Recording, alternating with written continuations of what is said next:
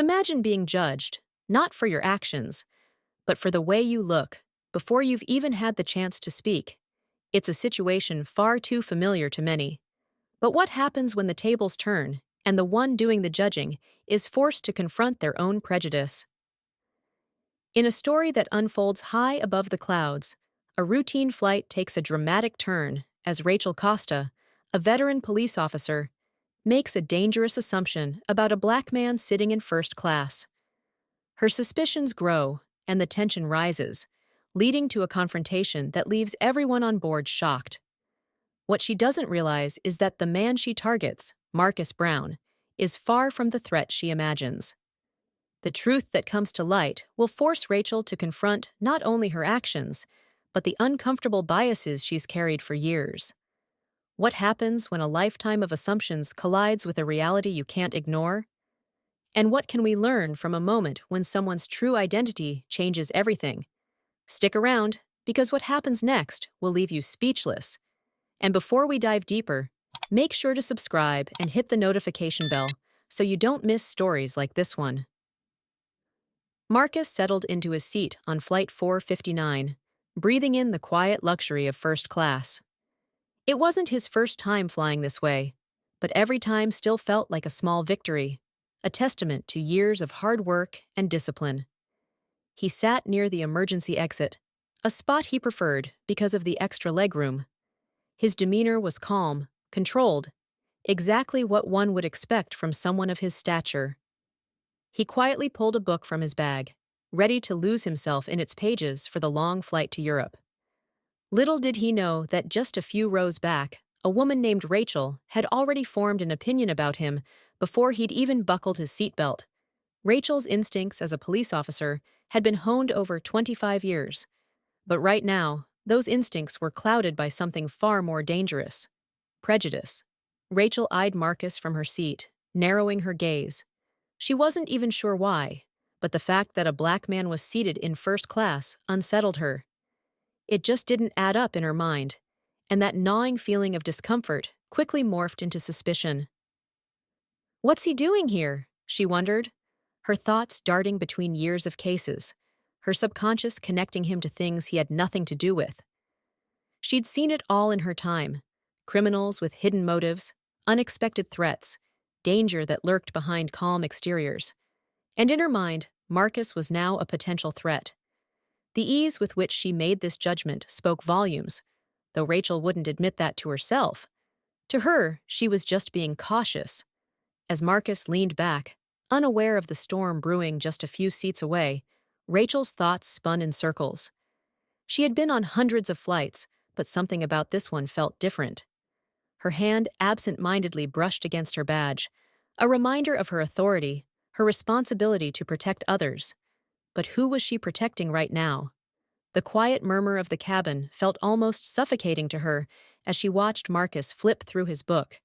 She didn't realize it yet, but her assumptions, her deeply embedded biases, were steering her judgment off course. There was something brewing, and it wasn't just in her head.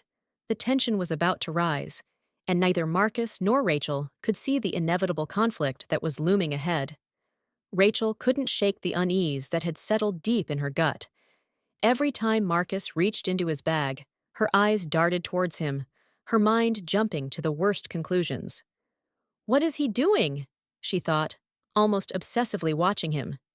In her years as a police officer, she had learned to trust her instincts, but this time her instincts were tangled with fear and unconscious bias.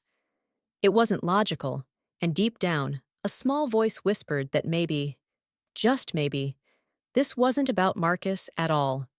But Rachel ignored that voice, focusing instead on his every move. As he calmly checked his belongings, probably just making sure he had his essentials in place for the long flight, Rachel's paranoia grew stronger. To her, his calmness seemed rehearsed, his discretion suspicious.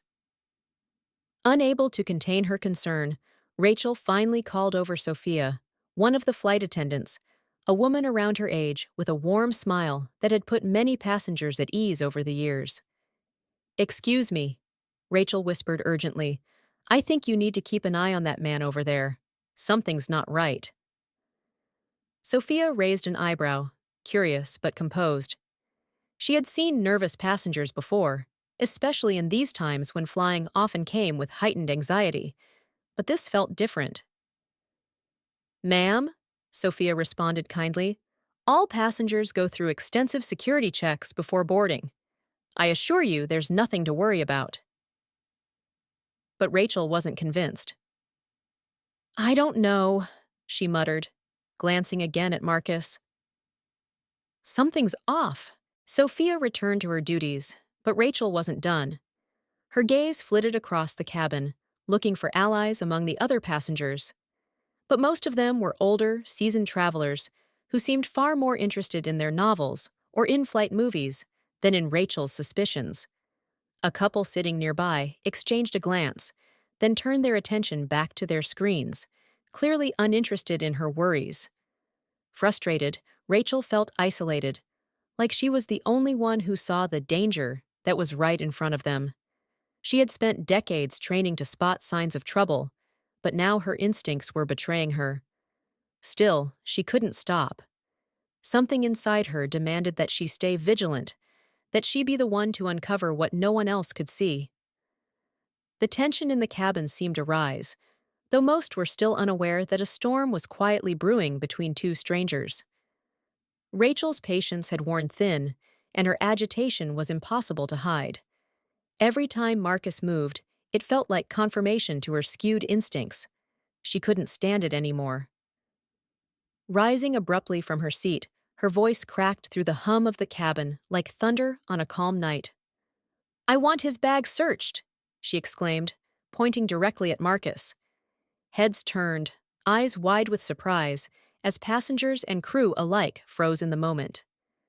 The peaceful quiet of the first-class cabin had been shattered by Rachel's outburst, and now all eyes were on her and Marcus. The calm officer, who had been so deeply absorbed in his book moments ago, looked up, confused and caught off guard. "Excuse me?" Marcus asked, his voice steady but perplexed by the sudden accusation. "You've been acting suspicious from the moment you boarded," Rachel insisted, stepping closer to him. "I don't trust you, and I think you're hiding something dangerous in that bag." The accusation hung in the air, thick and heavy, as Marcus straightened up in his seat. His calm exterior barely wavered, though it was clear he was baffled by the situation. "Ma'am," he said, his voice calm but firm, "I have no idea what you're talking about, but you're making a mistake." Sophia and another flight attendant rushed over, trying to de-escalate the tension. "Please, ma'am, sit down. There's no need for this," Sophia pleaded. But Rachel's conviction was like a runaway train, unstoppable, driven by fear, and careening towards a confrontation that didn't need to happen. The other passengers were now fully invested in the unfolding drama. Some whispered among themselves, while others simply watched in stunned silence. As Marcus kept his composure, refusing to rise to Rachel's bait, the divide between their perspectives became more glaring. Rachel was convinced she was protecting everyone on board, and Marcus knew he was the one being unfairly targeted. "This man is a threat," Rachel continued, her voice rising. "Look at him. He's too calm, too composed. It's an act." But as much as Rachel tried to rally others to her cause, there was a growing sense among the passengers and crew that she was the one out of line. Still, Marcus remained patient, even as the pressure mounted. He knew he had to stay composed, no matter how humiliating or absurd this situation became. The last thing he wanted was to feed into her fears. The confrontation was escalating, but it was clear there was more to come, and Marcus would soon be forced to make a choice: reveal himself or let this farce continue. The tension in the cabin had reached its peak. Rachel stood there, her face flushed with indignation, while Marcus remained seated, calm but clearly frustrated. The flight crew hovered nearby, unsure of how to manage the situation without making it worse. Finally, Marcus knew it was time to put an end to this spectacle. He slowly stood up, his movement deliberate, and met Rachel's fiery gaze with a calm steadiness. "All right," he began, his voice clear and authoritative. "Let me show you something." He reached into his jacket pocket, and for a split second, Rachel stiffened, but Marcus didn't flinch. He calmly pulled out his military ID, holding it out for her to see. "My name is Marcus Brown," he said firmly. "I'm a colonel in the United States Army, and I'm here on official business." The cabin fell silent as Marcus continued. "I'm on my way to lead a training course that you, Officer Costa, are attending." Rachel's face paled as his words sank in. The badge in Marcus's hand gleamed under the soft cabin lights, a symbol of authority that, for the first time, made Rachel question everything she had been so sure of. Marcus wasn't just another passenger. He was her superior in the very program she was headed to. The realization hit her hard. Marcus, still calm, added, "What you think is suspicious in my bag is actually my medication. I have a heart condition, and I need to monitor it closely." He paused, giving her a moment to absorb the weight of her mistake. The other passengers looked on, their eyes shifting between Marcus and Rachel, the tension now replaced with shock, and for some, a sense of shame on Rachel's behalf. The air was thick with unspoken words. Marcus had made his point without raising his voice, without losing his temper, and yet the impact was undeniable. Rachel stood frozen, her mind racing to catch up with what had just unfolded. She had been wrong. Completely, utterly wrong.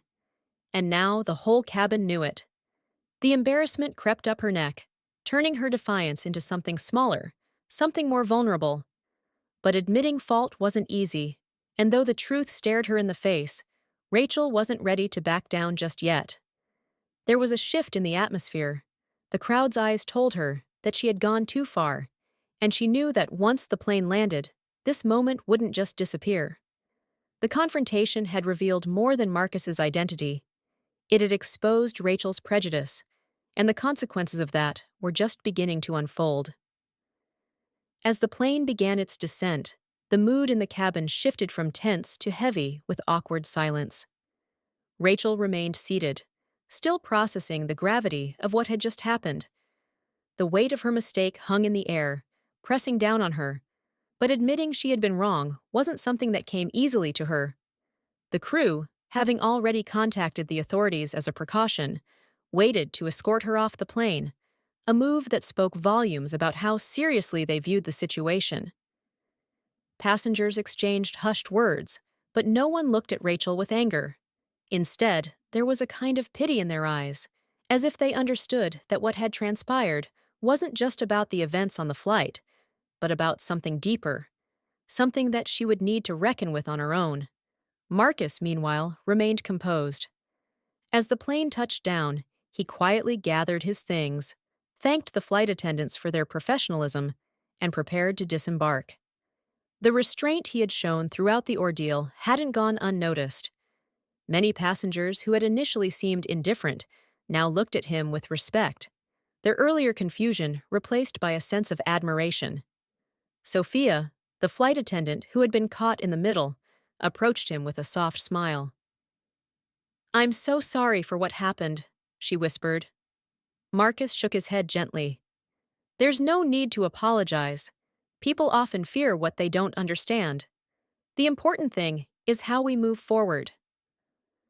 As security arrived to escort Rachel off the plane, she still insisted, though with much less fire in her voice, that she had been right to act. But the conviction was fading, replaced by the sting of public embarrassment and the slow, creeping realization that her assumptions had been wrong from the start. As she walked past Marcus, their eyes met briefly. It wasn't anger or bitterness that Marcus gave her. It was something closer to understanding, though firm. In that moment, Rachel felt a flicker of doubt. Maybe, just maybe, she would need to face the beliefs she had held for so long. And little did she know, the man she had tried to humiliate would soon be her instructor in more ways than one. This was a lesson not just in professional skills, but in humanity, respect, and the long journey of unlearning deeply ingrained biases. Moral of the story. This story isn't just about a confrontation on a plane. It's about the deep-rooted biases that we sometimes carry without even realizing it. Rachel's snap judgment of Marcus reminds us how easy it is to let fear and prejudice cloud our better judgment. How often do we make assumptions about others based on appearances, without knowing the full story? Rachel believed she was doing the right thing, but in reality, she was only projecting her own biases onto someone who didn't deserve it. It's a powerful reminder that we must always question our instincts, especially when they're shaped by prejudice. Marcus's calm and dignified response teaches us something important too. In the face of injustice, he chose to remain composed, allowing the truth to speak for itself. It's a lesson in patience, in understanding that the battle against ignorance is often a quiet one, but one that can have a profound impact. The question now is, what will you take from this story? Do you recognize any of Rachel's reactions in yourself or others?